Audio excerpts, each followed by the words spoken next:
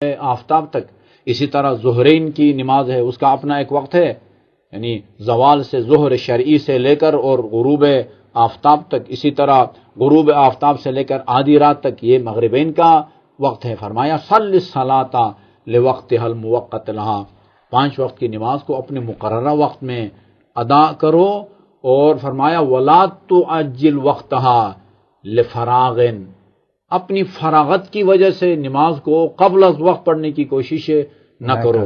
اب یہ جملہ بھی بتاتا ہے کہ یہ جملہ ایسا نہیں ہے جو کہ محمد ابن ابی بکر امیر المومنین کے گورنر کو سنایا جائے کہ بھئی ظہر سے پہلے ظہر کی نماز نہ پڑھو، ہاں نماز صبح سے پہلے صبح کی نماز نہ پڑھو، وہ عام نماز مغرب سے. ایک عام مسلمان بھی یہ کام نہیں کرتا. عام طور پر کہا جاتا ہے کہ کہا بیٹی کو جا رہا ہے لیکن سنایا بہو کو جا رہا ہے. ایسے لوگ معاشرے کے اندر موجود ہیں. اللہ کو یاد کرنا ہے تو جب مرضی یاد کر لو، اس میں کیا ہے.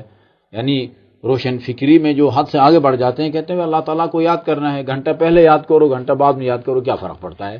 ایسے لوگوں کے لیے بتاتے ہیں کہ نہیں بھائی حکمت ہے، اور فعل الحکیم لا یخلو عن الحکمہ.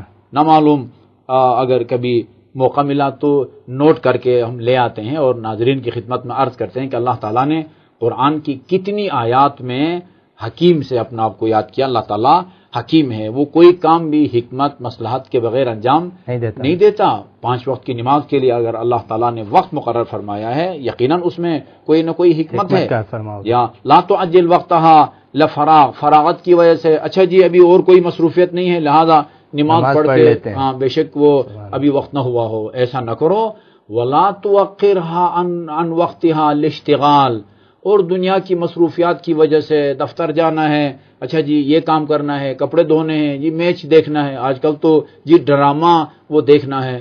لوگ مسجد کے نماز کے اوقات میں اگر خدا نخواستہ کوئی ڈرامہ آتا ہے، اور میرے خیال میں تو یہ سامراج کی ایک سازش بھی ہوتی ہے بہت ہی غیر محسوس انداز میں، کہ یہ اس قسم کے جو لہو لعب ہیں، ڈرامے ہیں یا کرکٹ کے میچ ہیں، وہ عین نماز کے موقع پہ جو ہے نا وہ ان کا ٹائم رکھا جاتا ہے تاکہ تمام تر توجہ لوگوں کو. ہم نے یہ کہتے ہوئے سنا ہے کہ بھئی فلاں دینی جو پروگرام ہے اس کو اتنے بجے نہ رکھو، اس وقت ہم کو ڈرامہ دیکھنا ہوتا ہے، اس وقت ہم کو میچ دیکھنا ہوتا ہے.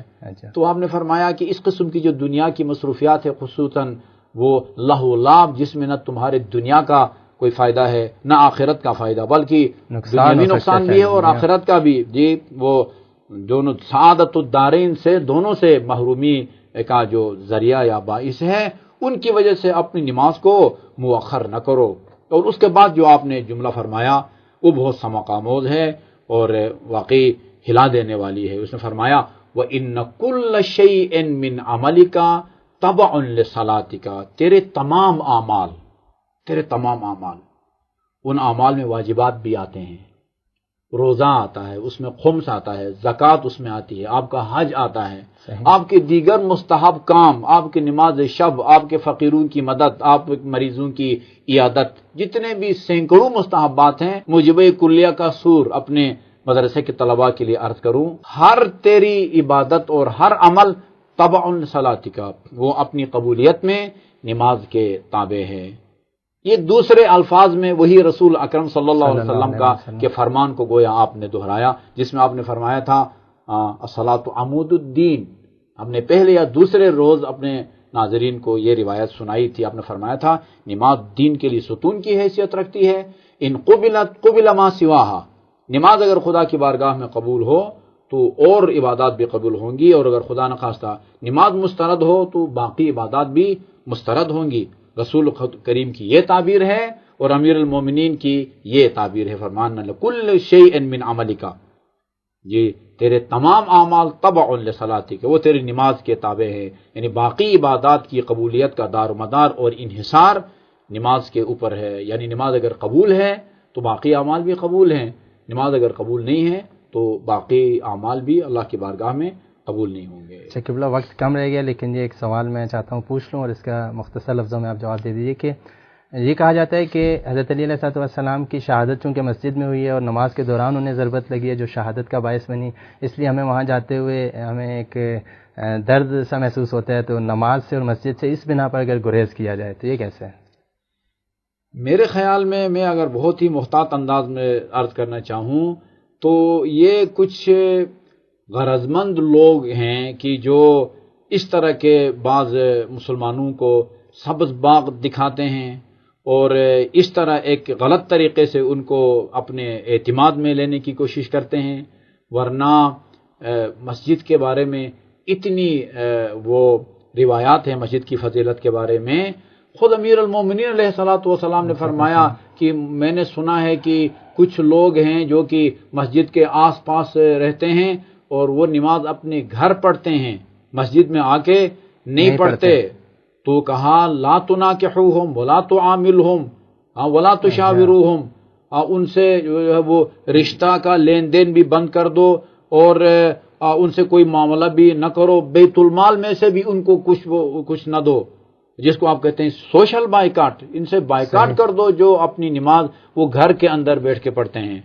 تاریک الصلاۃ نہیں ہے، تاریک الصلاۃ نہیں ہے، کہا کہ نماز پڑھتے ہیں لیکن گھر کے اندر پڑھتے ہیں. جی، گھر کے اندر کی نماز اور مسجد کی نماز میں زمین آسمان کا وہ فرق ہے. رسول کریم صلی اللہ علیہ وسلم کا فرمان ہے لا صلاۃ لجار المسجد الا فی المسجد. نماز کے پڑوس کی جو نماز ہے، مسجد کے پڑوس کی جو نماز ہے وہ اس کے گھر میں ہوتی نہیں ہے. فرمایا مسجد کے ہمسائے کی نماز گھر میں نہیں ہوتی. البتہ یقیناً سب ناظرین متوجہ ہیں، اس کا ہرگز یہ مطلب نہیں ہے کہ اگر مسجد کا ہمسایہ اپنے گھر نماز پڑھے گا تو اس کی نماز باطل ہوگی، دوبارہ آ کے مسجد میں پڑھے. اعادہ نہیں کرنا پڑے گا، اعادہ کی والی بات نہیں ہے.